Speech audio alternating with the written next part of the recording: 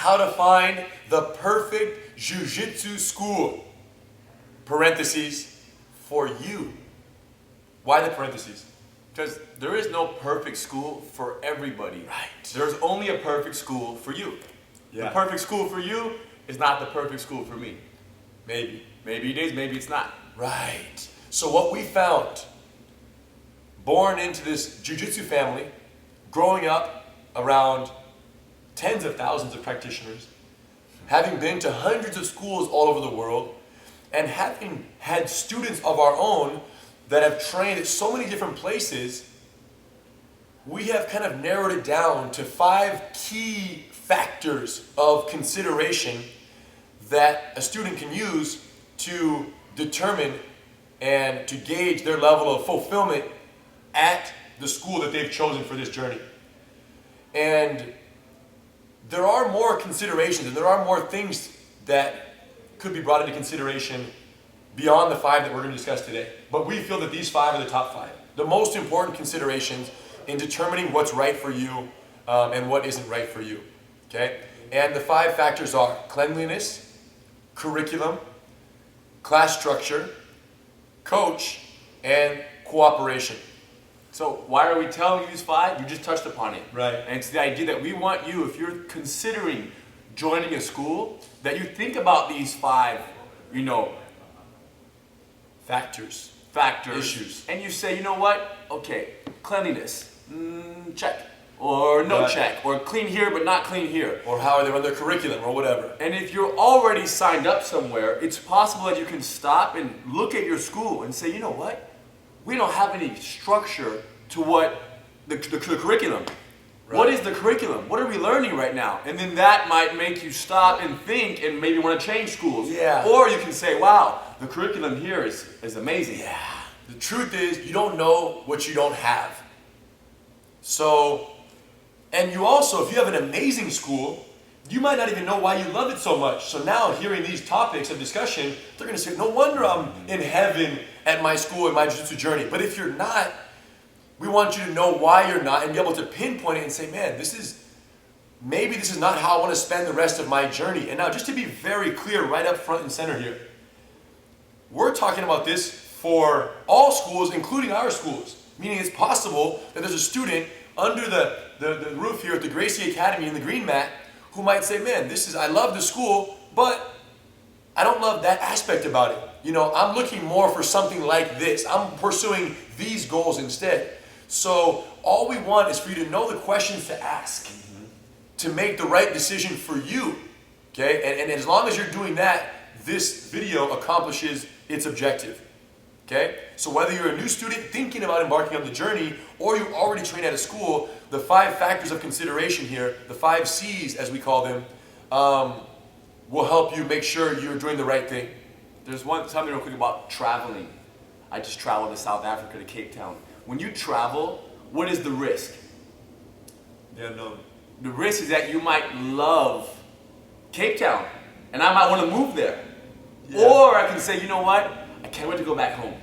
So there's a little bit of risk in traveling. So Right. if you're at a school, is it a good idea to go to other schools?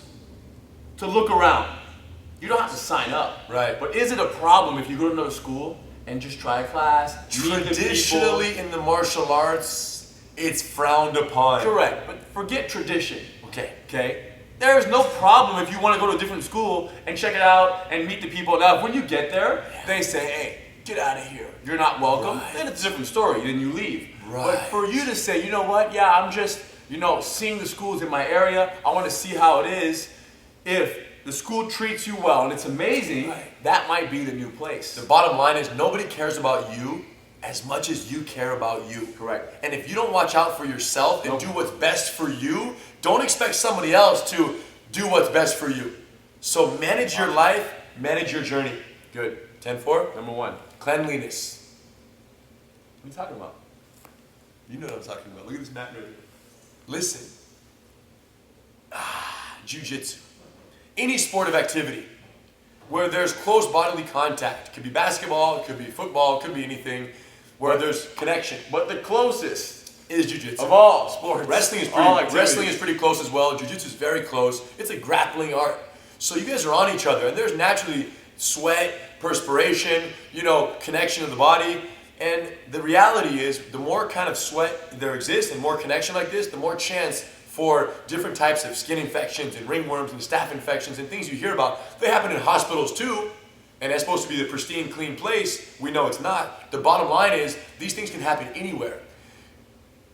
You want to be at a school where if you're not training, that's kind of a fundamental principle of this whole talk. If you're not training, it's only because you were busy that night.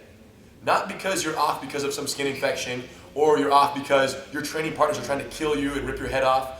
You want to not go to class because you just chose that you have to go do something, go out to dinner, whatever else. That's why. So for us, we are doing here, and I know many schools elsewhere, are doing everything possible to make sure that sanitation is not the reason why someone, or the sanitation of the academy is not the reason why someone doesn't train. You can still get a skin infection. Oh yeah, for sure. I've had them before.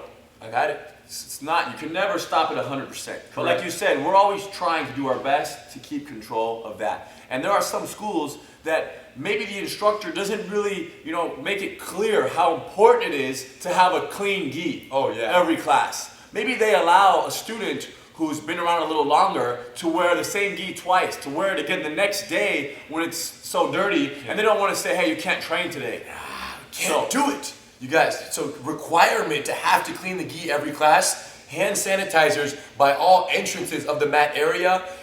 Here, that's how we do it here. At the Gracie Academy, the whole mat right here gets swept and desanitized, mopped, not sanitized, mopped with the antifungal, antibacterial agent every single day, twice, every morning after class and every night after class. So and this wasn't always the case. We've gotten better about this, realizing the importance of keeping it clean. On the other side of the spectrum, there are some schools who never sweep or mop their mats. The hair it does go somewhere. It does, because the people come in and they're wearing a clean t-shirt, let's say a no gi class. That t-shirt is the mop. Or it just collects to the sides. Little pockets of hair. That's why we have this mat here that's one existing tarp where there's no cracks in it. Because if there's cracks, it's almost like the hair can slip away and no one will ever talk about it. Correct. And the toenails and the freaking whatever, the bacteria just hides in these cracks. For us, the one mat is the only way. When you're getting your face, pinned down into the mat, you'll appreciate it being clean twice a day. Correct. When you look and it's clean, it's like, yes. It's okay. But if you look and you just see who knows what that is right there, this close to your face. Cockroach. It's going to make you want to escape that much faster and then lead to you getting tapped out. Which is not because of your fear of being close to whatever that is. Sanitation is huge. Now, if you can go in and ask, say, hey, how often do you guys clean your mats here? They're gonna lie. They're gonna say, well, if they say they're not gonna lie. If they say once a day, that probably means twice a week. No. If they say once a week, that probably means once a month. It doesn't matter what they say. And if they say once a month, what does it mean? Never. It doesn't matter what they say. What matters is as you try out a few classes, you pay attention to those things. Oh yes. Because it's likely that you train and you just walk away, shower and go home. If someone says, hey, did they clean the mats? You can't even think about it because you left the room, you don't know. And this whole thing he said about washing the gis is critical, not to allow students to wear the same gi 2 days in a row. Doesn't matter. There's a perception that if you wear a gi and it gets real sweaty, that you can just hang dry it, and when it dries, it's not sweaty anymore, it's dry. It's like dry. It is dry. It's dry, like let's say a bath towel. Use a bath towel, and you hang it, and it dries the next day at school. There's one difference. The juice that you're cleaning after a shower is water. The juice that your gi is swamped in after you train. Let's talk about that juice right now.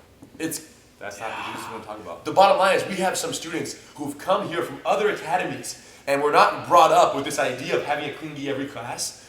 And they left it in their car. Oh, they leave in the car for a week. They train, dries every day in the car. They bring it to class. The gi isn't even white. By the way, talk about white gis for a second. Tell them why it's important. It's gotta be white. Gotta be white. Because if it's white, when it starts turning a little bit beige or yellow, it's because they're not cleaning it. And if it's a blue gi, dirty people love blue gis. Because they can train, they can sweat, they can hang dry, come back, and blue stays blue. Desert camouflage. Oh, for sure. Best color.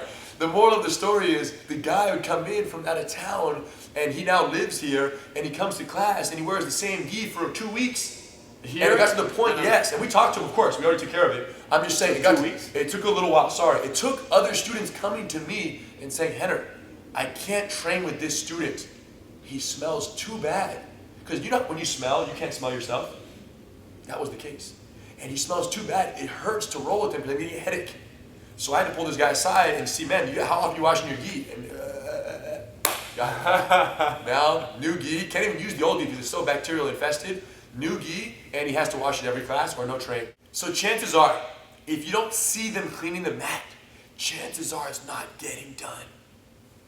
Except for the Valente brothers. 10-4. If you don't see them cleaning it or it being cleaned, doesn't mean it's not being cleaned. While you sleep, they're mopping. It's for sure being cleaned. 10-4. Let's talk about curriculum emphasis. Jiu-Jitsu, this incredible art we've all fallen in love with, has been started with our family in Brazil, 1920s, has since been adopted by people, family and otherwise, all over the world, and is being made available to millions of people around the world. Jiu-Jitsu, Brazilian Gracie. Guess what? It exists as two things. Both the most effective form of street self-defense against larger opponents and a recreational sport. It is two things. It's a very fun sport. Very fun. Like ping pong, bowling, more fun, surfing, basketball, all rolled into one. That's jiu-jitsu. And chess, intellectual and physical in every way. But it's also the way to survive a giant. It's the only martial art ever that has a history of being effective against people twice the size of the user, avoid defeat, and win. And if winning means just not getting beat up, congratulations. It's the only art that has that. Okay? No other art has a track record of against giants like Jiu-Jitsu does. That being said, one of the key factors of consideration in choosing between Jiu-Jitsu schools, and one of the number one things that separates them, is the degree of emphasis on one aspect over the other. So you could be a school that is, 99% street, 1% sport, or 99% sport, 1% street, or 100% sport, 0 street, or vice versa. It's possible. The degree, 50-50, that's what separates a lot of schools. Usually, they're more one versus the other. Oh yeah, because you have to choose an objective, yes. What would you say we are here, for example? Shoot. 75%, 80%? Yeah, somewhere in that range. 75, 80% street, self-defense, energy conservation, efficiency. Right. 20% explore, go out there, have fun, compete, right. Fight hard, don't wait for the right time, Just go for the kill. So what's the moral of the story? Knowing that it exists, and there's a huge difference, by the way, in how they're practiced. And you really aren't practicing both at the same time per se, because they're so different in where their emphasis and where the training emphasis is. So what we say to students is, it's just critical to understand that what you're getting and what the differences are. And I think one of the most fundamental technical differences, we've done an entire video on this, street versus sport, and how technically they're different. And it's a great video. It's online, YouTube. Look it up, or check out the link in the description below. But the degree of emphasis and the differences between the two. Technically, the simplest difference is the distance at which the fight is fought in a street fight. The distance at which you fight an opponent in a street fight, where you're going to get your face punched off, versus the distance at which you fight in a grappling match, okay, between two sportive practitioners is very different. And if you don't learn how to do the street fight distance, you can learn several years of sport jiu-jitsu and then get in a real fight and get your face punched in and lose the fight. It's very possible. I've had students come at purple, brown belt who did not feel they had the tools to address street scenarios because they didn't understand distance management. So is it possible that you can learn for 2, 3, 4, 5 years and think that you're learning how to defend yourself? Yes, but really you're not. It's very common because you're learning arm locks and chokes, so you think those are immediately transferable until you get into a fight and you realize that this person's not wearing a gi for you to grab onto for that modified choke, or they're punching you in the face from the guard instead of just making posture the way they do in sport jiu-jitsu. And maybe those arm locks and chokes are good and they will work in a street they're fight. Definitely helpful. But at the right time, after you can first defend yourself and survive against a much larger opponent for 30 seconds to a minute and a half to 2.5 minutes. Right. It takes time to first neutralize the initial threat, which is you wanting to rip my head off. Big time, big time. And that ability to get into a fight and think survival first, don't get beat up at all costs, that's not something that's really conveyed very effectively in the sportive realm of this practice. Even when we explore it here, the mindset isn't survive and be patient and wait. When you're doing a sportive technique or combination of techniques, the mindset is impose, go, make happen. Because sport is derived from where? The idea that there's a time limit. The idea that in 6 minutes you have to score X number of points, or in 10 minutes you got to score points. And it's the same weight class, which means you can be energy inefficient and be explosive and still be successful. So these factors that don't exist in a real fight change the way you train when sport is the focus. So all we're saying is when you go to a school, especially if you're brand new, and if you're already in it, ask these questions. Hey, what degree of sport and street is happening here? Here at the Gracie Academy, it's 100% street, not 99, 100% street until we feel you're street ready. Which means you have the tools not to get beat up in a street fight. So maybe for the first 8 months to a year. Yeah. There's only street. Once you're street ready, we say, okay, now we'll continue with the street enhancements, but we'll also explore the sportive realm of the game here, just because that allows for a very fun practice amongst partners that even though it might not be street applicable, allows for a long journey of practice without anything else. And it has extreme value. Yeah. For reflexes and overall motor skills. Big time. Sharpening that sword on the highest level. So the question then for you guys is when you go to a school, what are you even looking for? It's tricky though, because you know nothing. Well, you have to be honest about yourself. Why are you going to the school?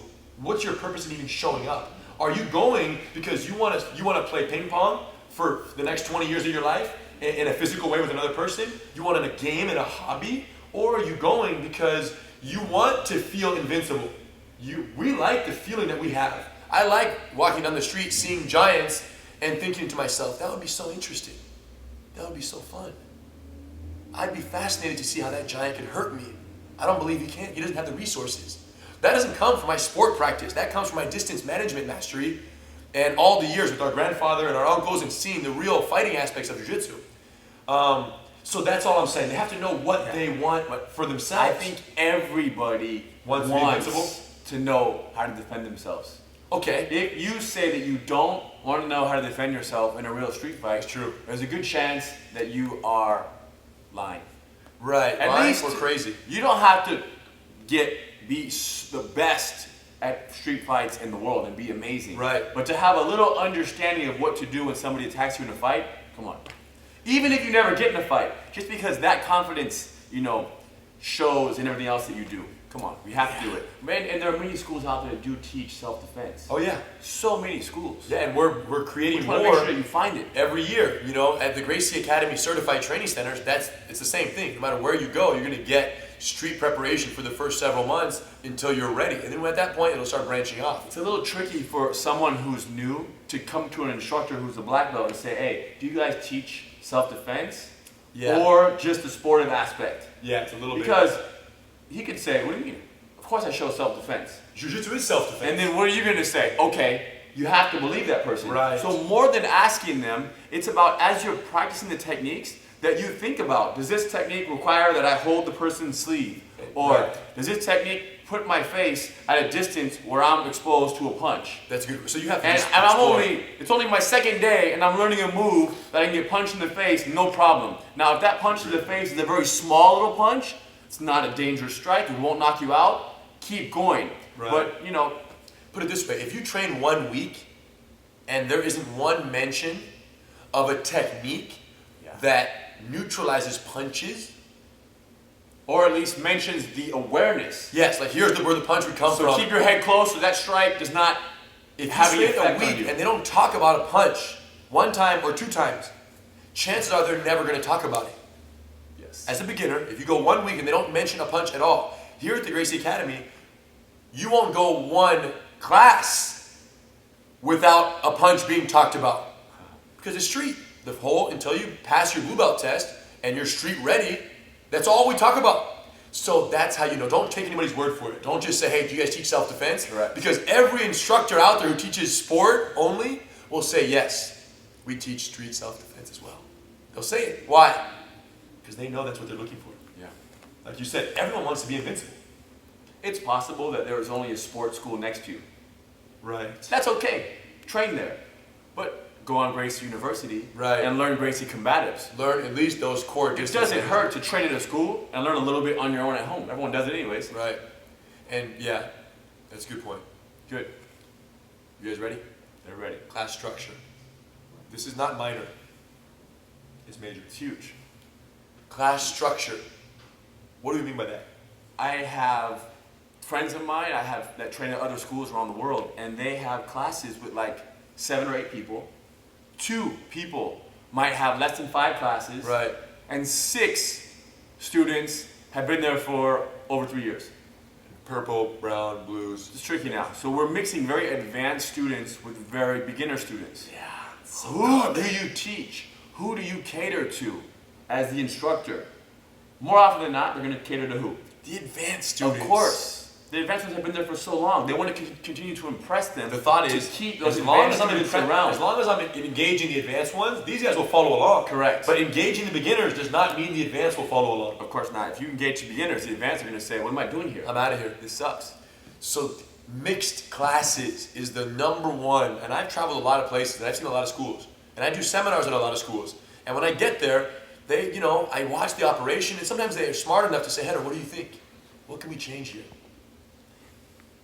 I was just out of school and they did that. And the reason why they can't, you said mixed classes, right? I said the number one thing is to separate beginners and advanced students. It's the number one change any Jiu-Jitsu school needs to do if they're not already doing it. That'll have the greatest impact on their overall ability to guide, teach, and there's a help problem. people. There's a problem. If you only have 37 students or Right. 52 students, to have a morning, beginner, and advanced class, that means that your 8 people are going to be 3 and 5. Right. So you have to work twice the amount of hours For for the the same number of same people. 8 students. Right.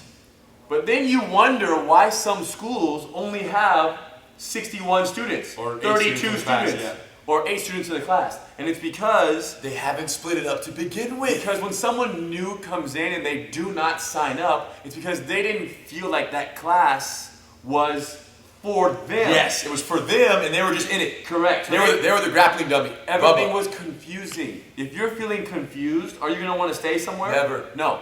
So if there's a beginner class, and you walk in and you know nothing, but you feel like, wow, this stuff is so simple. Yes. It's so... Other beginners, we're all at the same level here. the intensity is just so calm in here. It's so technical, easy for me to understand. I don't feel like I'm overwhelmed. I don't feel left behind. I don't feel confused.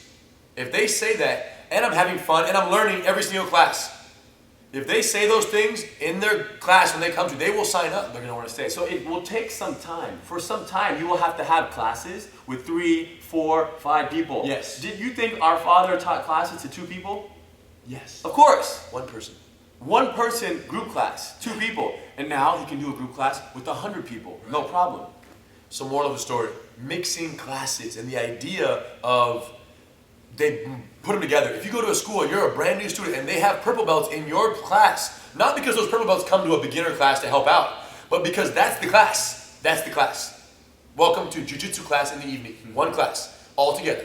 Where's our beginner class? No, it's all together. If that's the case, be concerned because they're not going to tailor the class to you. And what you need at that level of your journey is very different than what this person needs at this level of their journey. You have to split it up. Kids, exact same thing. Yes. You can't have 4 and 5-year-olds in a class with 11 and 12-year-olds. And that's because that school might only have 16 kids. So they're mixing everybody. It's better to have a class with 5 or 6 5-year-olds separate. And even more so with the kids, you can't have a class with a 9-year-old who's brand new with a 9-year-old who's been training for 6 years. Again, that's a separation. So a good school knows how to structure their classes and their programs in a way where no matter where you are, you're getting what you need at your phase of the journey. And ask yourself these questions when you get to your school. Are they splitting it in a way that allows me to optimize my training? And if not, are you wasting your time in some way? In other words, is there somewhere you could be that could more effectively guide you on this journey? Class structure, major. Kind of in the same category, we talk about advancement, promotion requirements and class advancement or belt advancement.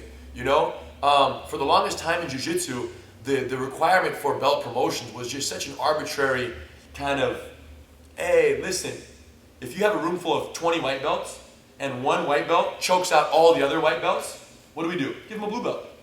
That kind of used to be the way. And then you have 19 left, and then you got to choke each other out, and then whoever's left, give him a blue belt. So whoever the baddest was, give that person their blue belt. There's only one problem with that.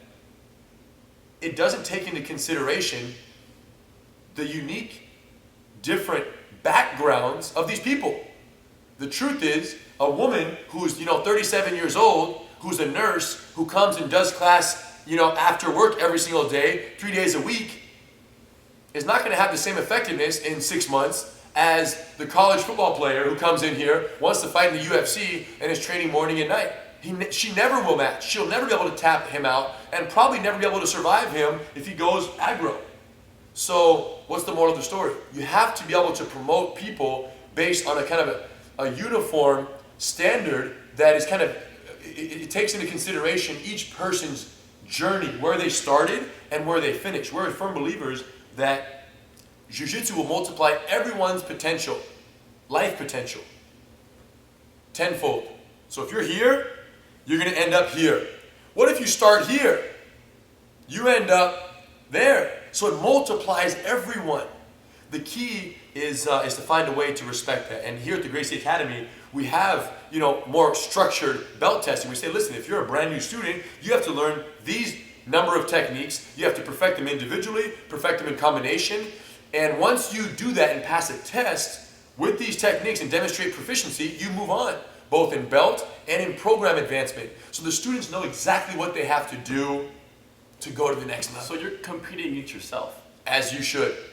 You're As you competing should. against yourself. You're on your own. Marathon. And the only competition is to basically reduce your time every time you race. The clock is your only competition. Not the guys from, where do they come from? The best runners in the world? Zimbabwean, runner. You're not trying to compete against that guy. Forget him. You're just saying, hey, I'm going to be in this. I'm going to do my first marathon. If I finish, great. Once you finish and you do it again next time, I'm going to now do it in, 10, 20 minutes faster. Yeah, you walked a marathon, you're a blue belt. Dude, big time. If you just make that journey and commit to it, okay?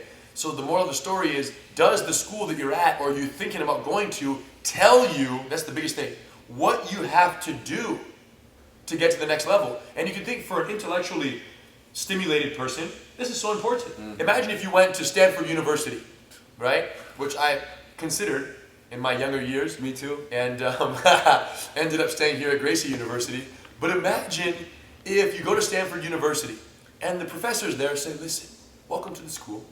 Study hard. And one day, we'll let you know. It's funny, but it's true. There's a good chance that student won't even want to start studying the first day. Correct. And worse, there's a good chance that they'll train for 6 months to a year and say, shoot, this was cool for the first 6 months, but now nobody's even telling me what I need to do. The amount of students we've had that have come from other jiu-jitsu schools on board with what we're doing, both online through Gracie University and here at the school, and even certified training centers, is remarkable. They just love having a destination. Now, is jiu-jitsu, I guess, structured and complete enough to allow for the development of short and long-term goals in a curriculum way? We're doing it. It's totally possible. All me and Hidon says, okay, this is everything we've ever learned from our grandfather and our father and our uncles, everything. If this is black belt, here's a blue belt, click.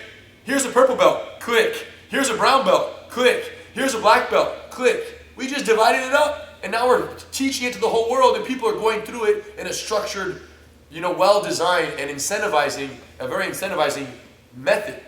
So we've had the greatest success. Now, is it possible that some students don't even care about that or don't need that or don't want that? Of course. Yep. And why is that? Jiu-Jitsu is one of the least structured arts in that regard, and I think it comes from the Brazilian side of things. Now, we're Brazilian, half, by blood, and we love Brazil. But the truth is, Brazil, it's a little more loosely structured than America in many ways, not in every way. People, I can see in Brazil, this is how it was done. Classes were just taught. They would just come to class. They would come from the beach. They would wipe off their feet, a little bit of sand left, train the classes, have fun. do what they want, share techniques, and spar and do it. And it was an accepted thing over there. And so much so that when it came to America, that's how it was taught here for much of the time. Very loosely structured. Just kind of teach group class, people would come. And when we came up, we said, man, students are quitting because they're not being shown what the objective is and what they need to do. They'll do the work. People will do the work. You just have to give them a goal. I remember our grandfather just saying how he noticed in America, everybody wants to know exactly what they're doing, when they're doing it. Americans just demand so much more than structure he's ever overall. seen before. You know, and how It's the culture. He liked that. It's the culture. Now, what's interesting is just not, to be very clear, this whole idea of loose, unstructured teaching is not our grandfather's fault. Our grandfather was so big on structure. He had structure in Brazil. Big time structure. He had so much structure that he said the original Gracie Academy in Rio way back when he was at his prime, did not teach group classes, for those who didn't know. They only taught privates. Because the Grand Master was so concerned that this structure, his 40 class curriculum, these techniques in this order with students, you could only adhere to that in private. How can you do a group class and have structure? We have since figured out how, and it's being administered at all of our schools around the world, but back then they didn't have that method, so they would do only privates in order because they didn't want to risk the student not having that objective training opportunity. So he was the original American structure driver of Jiu-Jitsu. Yeah. He did it over there. And he watched it, he started it, and then he watched it kind of dissolve, and Because then the the structure need for was group lost. classes, the need for group classes, I guess, surpassed the need for structure at a certain point. He taught so many people in private classes. He taught so many privates that the art grew. Right. And not everybody wanted to learn. So group classes started. So he watched structure dissolve and go It away. had to. It was the inevitable truth of teaching group classes. And then he watched it come back. Boom. And that was huge for him. And especially at Valente Brothers in Gracie, Miami, like I remember him telling me like how they got it down, and then now we're doing it, and there are many schools that are catching on and seeing that this is the way to go. So that's another thing to look for at your Big school. time. Yeah, so overall, class structure, if they're not telling, if you can say, hey, what do I have to do to go to the next level? And they just say, train hard. No, deal. Well, maybe no deal for you, but deal for someone else. Just ask yourself and be very clear that you want to know. And if you're that person that wants that school, you just train hard, is it because you are like me in some other topics where you don't want to demand that you have to pay attention and learn things and focus? Right. And you want to go the lazy route. I want to go the lazy route in some topics. Right. I'm like, yeah, I don't want to learn the correct technique in this game. Right. I just want to go crazy with it. It might be fun to take that route, but if you're going to spend your time and your money, right, you want to make sure that you're learning things that are, going to help this art really stick. Big time. Big time. Class structure, you guys. It's something you want to bring up early. Because it's possible you train for 3 years, and you're like, dang, why am I not getting that blue belt? Yeah. But But then again, do we really care about the blue belt? no, but I think because students are in their early stages don't know enough to know what they know, and they don't know enough to know what they don't know, it is critical that their progress have some type of outside measuring stick that, you know what I'm saying? But there could be just structure where you learn this amount of techniques. Once you learn these, you move to the next one. The belt is very of course. small piece. No. But learning a chunk Correct. of techniques and then learning the next level of techniques is also good. Could be a blue hat, could be, you know what I'm saying? Good. Some blue shoes, whatever. We're moving on? Yep. Okay. Let's talk about it. It's one of the most important ones. Yeah. The cooperative vibe. The degree of cooperation. Cooperation. This is Of where the academy. this is where Co. this is where safety This is everything. comes in right here. And most people who walk into a school are a little bit scared. Rightfully so. They might drive by the school 3, 4, 5 times. Yeah, because they watch 5, UFC. 6, 7 years. They watch the UFC, and that's their association with Jiu-Jitsu, which is, Correct. it's a small sliver of it, but it's totally inaccurate in terms of the full scheme of things. So you just keep driving by the school and you think, you know what, I'm going to go in there one day, I'm going to go in there one day, I'm going to go in there one day. And then the day that you do go in there, You're like, why didn't I come here sooner? or there is no cooperation. Or there isn't cooperation. You're like, why did I ever even come in? Or you go in, there's no cooperation, you say, man, this is crazy. It's crazy. People are trying to rip my head off. Yeah. People are trying to destroy me. I didn't learn one thing. I came in to learn. They told me I was going to learn Jiu-Jitsu. I didn't learn anything. Tell them the and in truth. fact, my neck's a little bit tweaked. Tell them the truth. What's the truth? When you go to a new school, there is an existing vibe in Jiu-Jitsu. We know this because we've seen it growing up. There's an existing vibe that is one of, for example, a new student walks in, the existing students, the thought being, let's see if he has what it takes. Yeah. Let's see if this kid, guy, girl, whoever, let's see if they can hang, how bad they really are. And where does that come from? I think It's so wrong. your validation sometimes comes from your instructor Right. telling you like, hey, Hannah, go out there and win. Choke that And when person. you win, you get one of these. You just choked out that brand You new get one of student. these. You just choked out that brand new student. No, hold on about the brand new for a second. You Okay. get one of these. Even when Yes. you go with your own blue belt, Got it. you get one of these. Right. You get a thumbs up. Yes. So when someone new comes in, and then Fresh meat. they come in to spar, and now the instructor says, hey, Hannah, go over there with our new friend.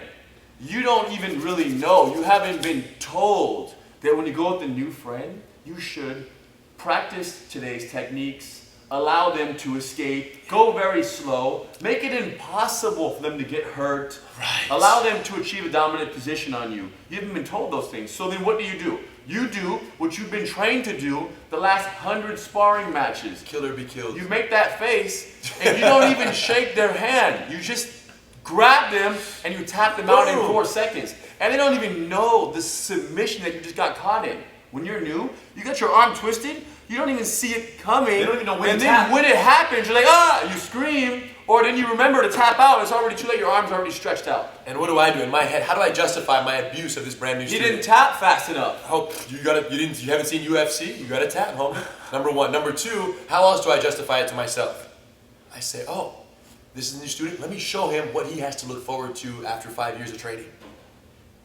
On him, I'm gonna prove to him And maybe what he can become one day. Maybe that'll make the new student get excited. Yeah, maybe he'll be fired up by I me want to be that ripping good. his arm off. So there is this existing vibe, not at every school, but it's out there. We're just teaching you now, so you watch this video going in, and you watch a class, and you say, what do you guys normally do with beginners around here?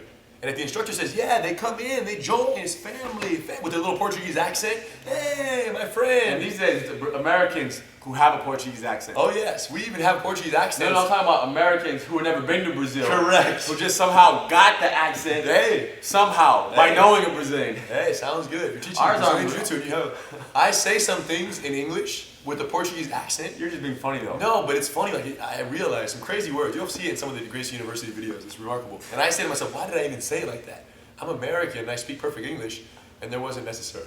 But it's almost from hearing my dad and Helson and all these guys say it like that for so many years. Of course. That word only exists as boom. What's the moral of the story here? The cooperative vibe. Yeah.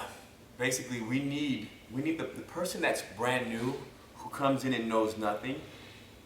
If you get treated like, if there's no sparring, Right. we don't even allow sparring. Yes. All we allow is for you to learn. Technique We don't want only. you to start How training. can you spar if you don't know what you're doing? Correct. So we don't- Answer me. Let them answer. We don't allow it. But sometimes the instructor asks the new student, hey, do you want to spar a little bit? A new student, 27 years old. Or Of even course. 47. Of course I want to spar. I don't, Any age. I don't want to be a punk. I don't want to not spar. And not, Right? and that's just in their mind. I know. They don't want to punk They out. say, yeah, you want to just roll around a little bit, just play around, roll around.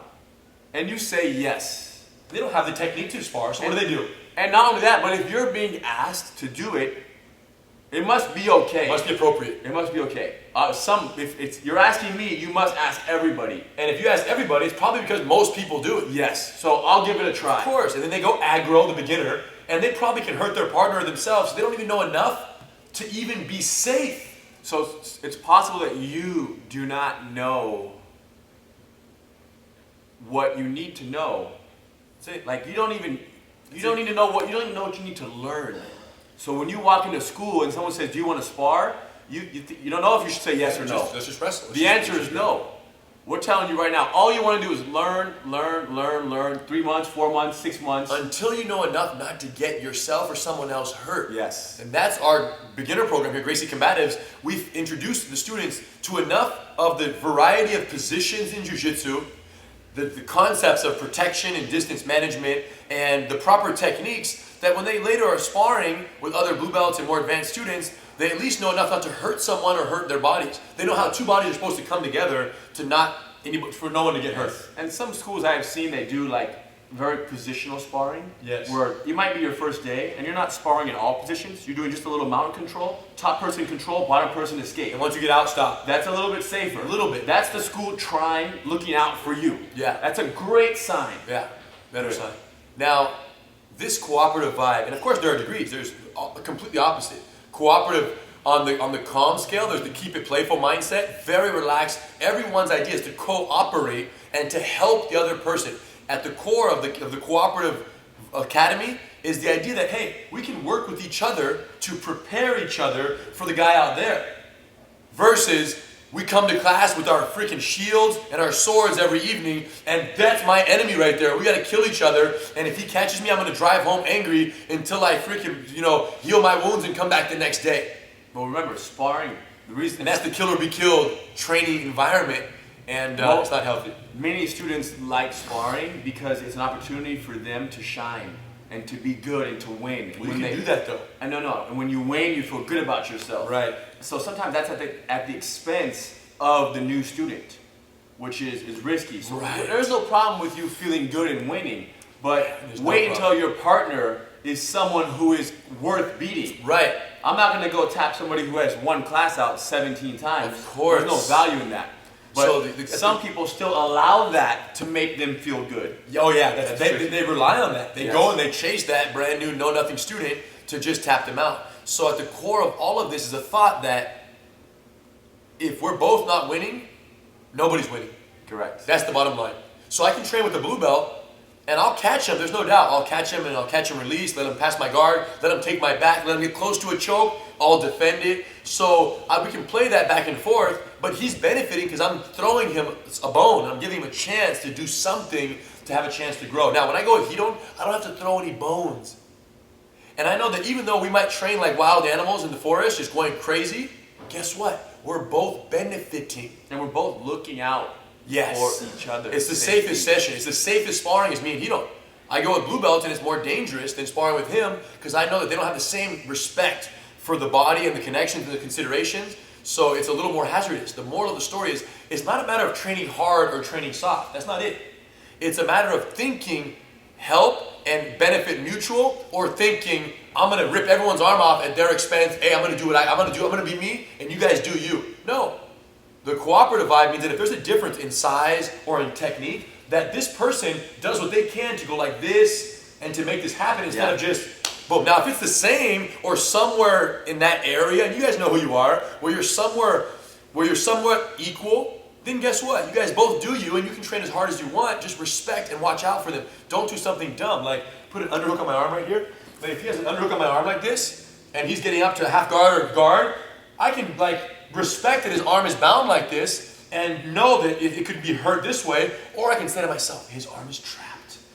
Boom! And I can hit a wizard or a reversal and they could pop his arm. Well, but you're doing it with the hopes of me tapping out. No, I'm doing it with the hopes of you just getting your arm out of here. And I'm doing it without consideration. Yes, That's the key point. word.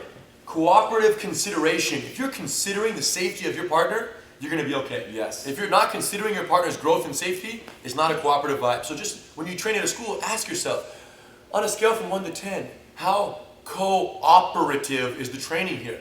Not how hard or how easy, because we're very cooperative, but I train crazy with the guys here and with each other. That's a big difference. Yeah, how cooperative is the growth?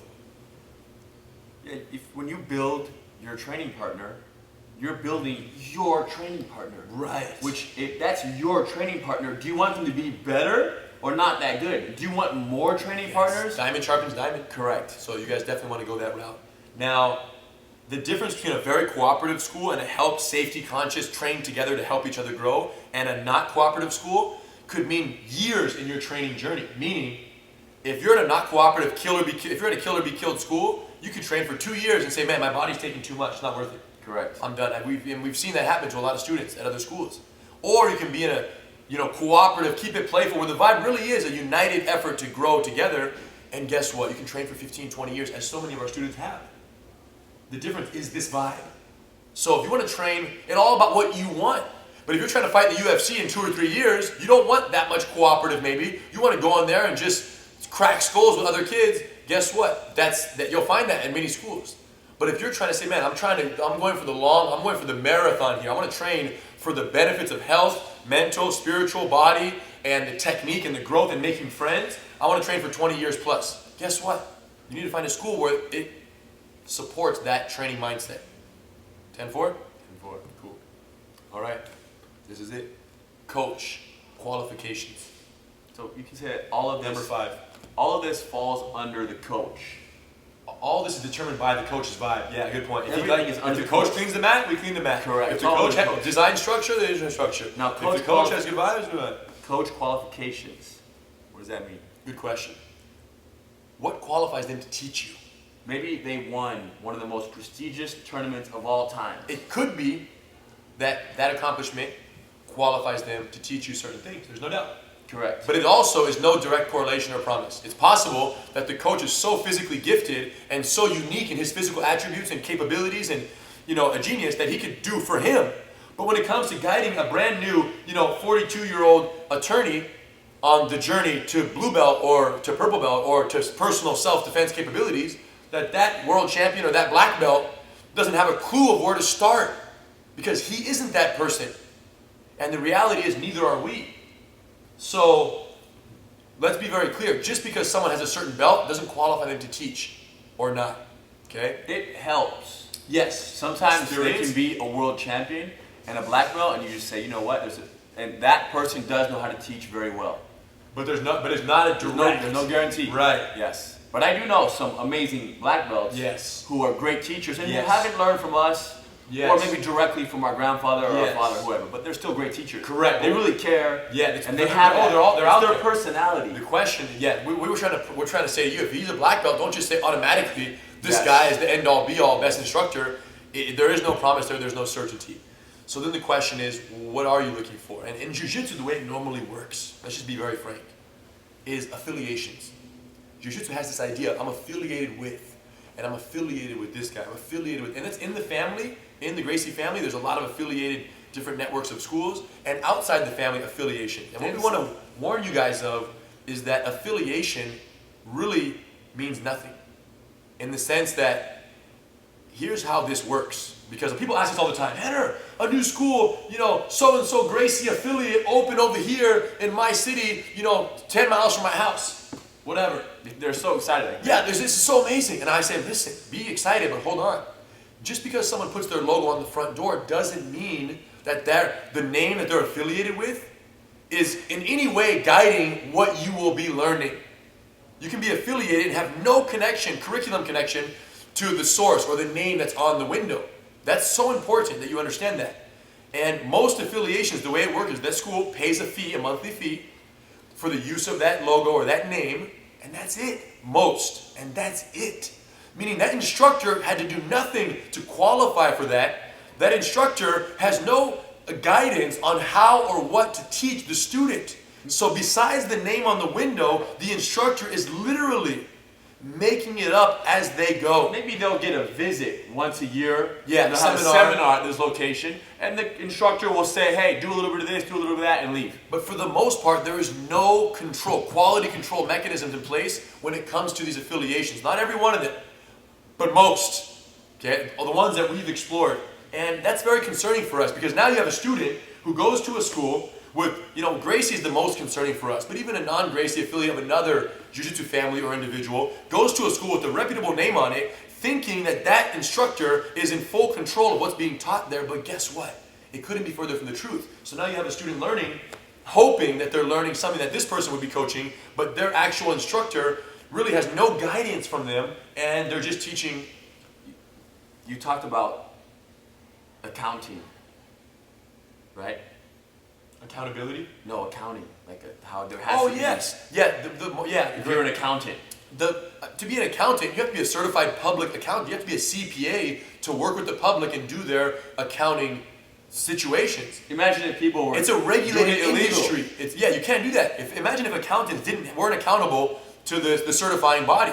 then you would have people stealing people's money everywhere. So the point is, that's a regulated industry. It's a good example of what martial arts isn't. So you could There say is no accountability or governing body in martial arts. None. It's an unregulated industry.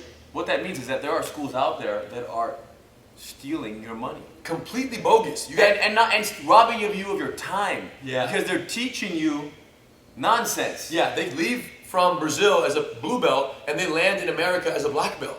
And they open up a school and you go there and you hear the accent and you say, for sure. Or worse, they're American, they do a couple of this, they learn go a couple seminars, meet, take a picture with one of our uncles or with us, take that, put it in their school, go on, eBay, buy a black belt, put it on and say, okay, come on in, my friend. It's completely possible. And it's happened, by the way. And normally the guys, when it's that ridiculous, they get, reamed for it. But the reality is, it's possible. It's an unregulated industry, and there's no quality control mechanism in place. This is why there were no Gracie Academy affiliations ever. There was never an affiliation. Our dad wouldn't let that happen.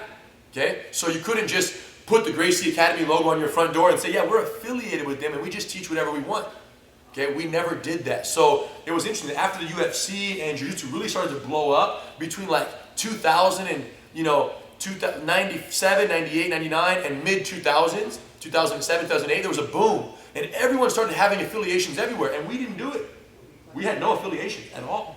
And the reason was our father would not allow us to put the triangle, the logos on a door, knowing that a student would show up there expecting one thing and not be promised that thing, which is the Gracie Academy experience. So we didn't do it.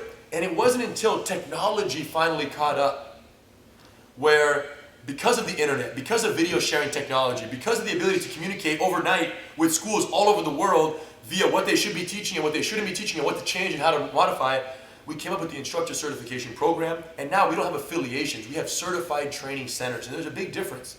They don't just put the logo up because they pay a fee. No, they have to go through a very rigorous process to learn how to teach. So that when we send someone to them, there's no question about what they're going to be learning and how it's going to be structured to make it most effective for that student. Talk about some of the things that we do teach these guys how to do in the instructor process. First is we teach you how to teach. Because like we said, you can be a black belt and a world champion and not know how to present a technique. So we teach people who are all different belts how to present something so it's very easily digestible for the new student. Because when you walk in the building and you have your first class, you can feel overwhelmed, or this can be the art for you. So that's our goal, is to make it very easy to understand. And we have this idea about filters. Every instructor, every receiver of information, and then passer honor or deliverer of information, that middleman or woman is a filter for information.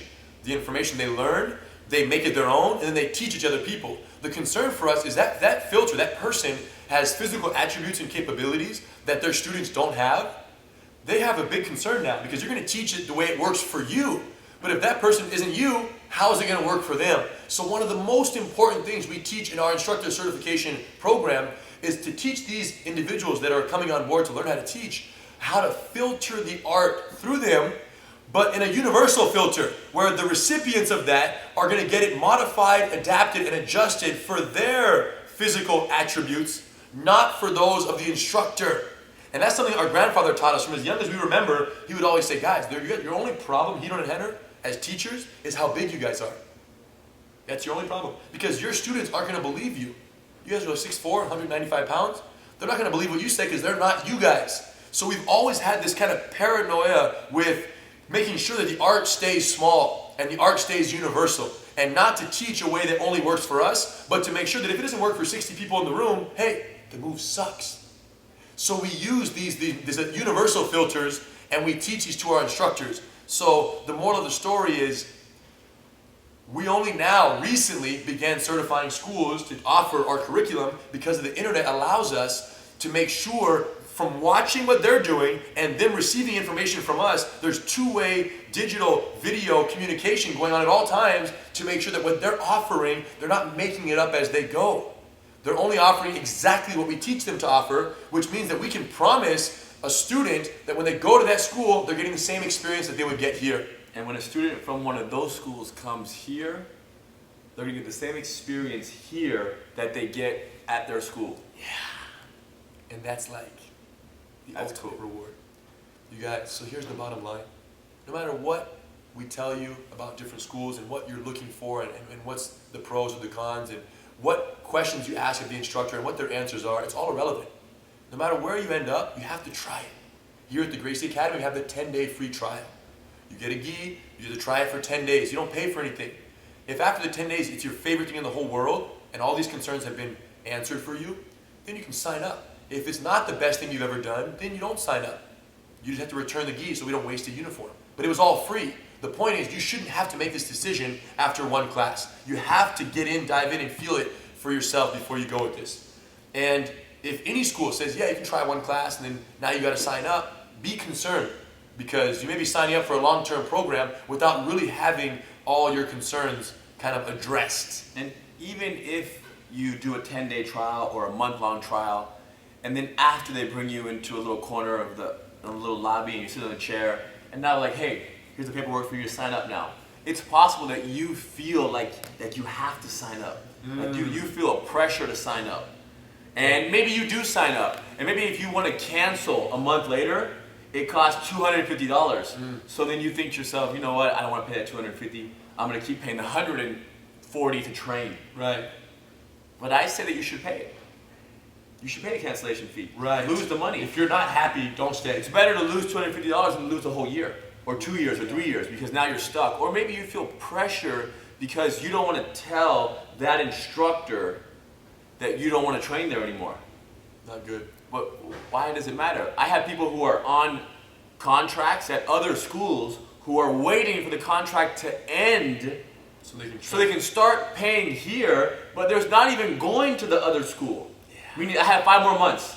I'm not going anymore. I'm letting it run 5 more months. Yeah. So understand, like we said in the beginning, no one is going to care about you more than you care about you.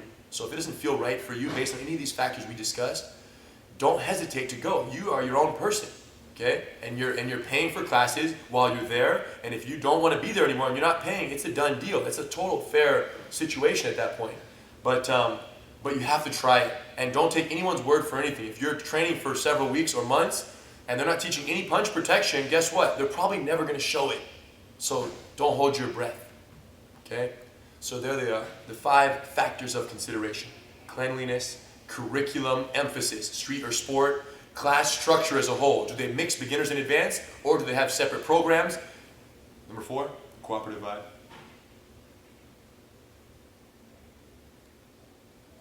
What about it? How important is it? It's the number 1 thing. Why was it number 4 on the list? Keep it playful. Got it. And number 5, the coach qualifications. Just because they're a black belt doesn't mean they can teach you, and just because they're a blue belt doesn't mean they can't teach you. What matters is what's guiding them, what's guiding you. And know that the difference between affiliation and certification is not minor, it's major. Okay, it's major. I think they know. If you guys have any questions, post them here. Post them at Gracie University. But most importantly, keep it real, keep it playful. Thanks for joining.